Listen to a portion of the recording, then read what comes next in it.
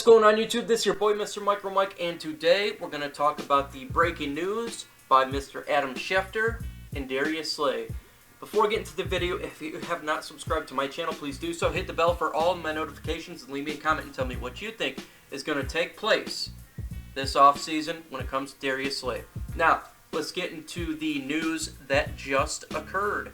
Now, Mr. Adam Shefter just dropped a tweet. It says, Lions has spoken with multiple teams about a potential trade for Pro Bowl cornerback Darius Slay.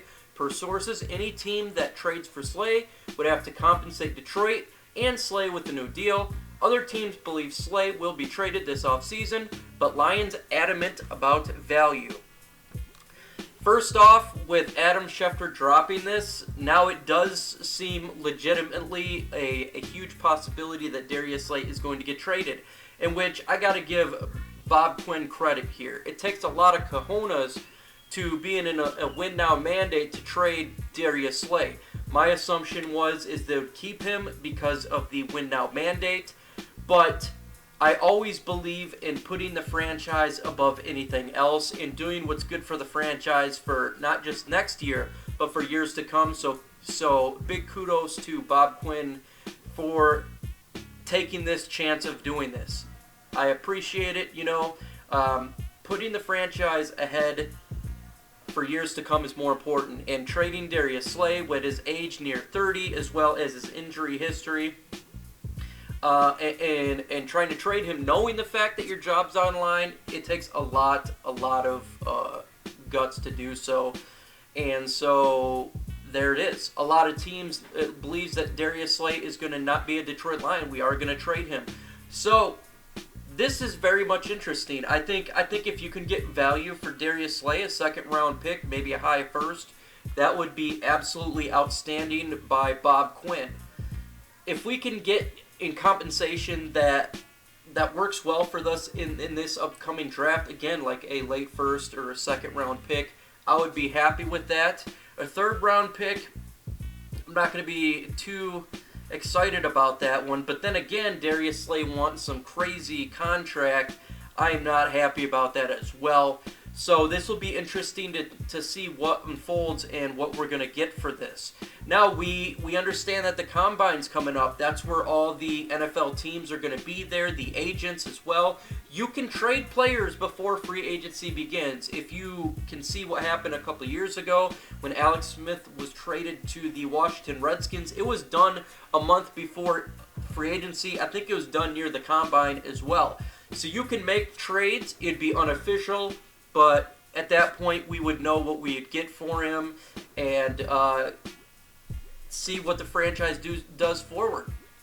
This also, if we can get a trade done before free agency, this again will put a lot of, idea for Bob Quinn to really get a veteran cornerback in this draft. A veteran cornerback in free agency, as well as possibly picking one in the draft as well. So I cannot wait to see what's going to happen, what we're going to get for Darius Slay.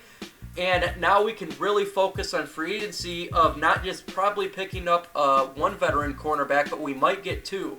Just for the fact that, you may have to get another guy to help out if there's an injury or anything like else. So my ideal would be getting cornerback Harris from the Broncos. I think we try to trade for him. All the gist that I'm talking about, and maybe sign another veteran to a year deal, maybe like a Rashawn Melvin or somebody else to another year deal, as well as draft another corner in this draft like we did with Amani. Now I think Amani is getting near to the point of throwing him out there a lot. He was doing much better in the end of the year compared to what he's doing in preseason. He showed a lot of growth. I still think it's important to get another veteran just because there's an injury. We've seen what happens last year when we got rid of Diggs and we didn't really have a replacement for him. Obviously, it wasn't an injury, but it slowed down a little bit. Corners, I think it's just important to have more depth there, but again, we'll get to that when that time comes and kind of rethink how the Lions are going to make the secondary. Because now it really does look like Darius Slay is going to be gone. And again, You know, Slay was a great Detroit Lion for us for many years, but he is asking for a pay way and above that we should be paying. We should not be paying this guy the amount of money that he wants, near $17 million a year, 16. That's a lot of money for a guy who is quite injured a lot, and as well as he's 29 turning 30. So it'll be interesting to see what we get. I'm super excited. Can't wait to talk about it on the roundtable tomorrow. And it's going to remake my draft board. So I'm going to have to relook at the draft board as well. So that will be coming in the coming days. As well as I'm going to remake my free agency pickup in the coming days as well. So expect that to come out. I'm super excited. Hopefully we can get a decent value for Darius Slay. And, you know, if we can get a second round pick, I would be very satisfied with that, getting another second round pick. That would be good. I think that's the ideal spot that we can get for him. If Bob Quinn can get more than a second round pick, maybe a late first, we got to bow to him for such a great value pick there.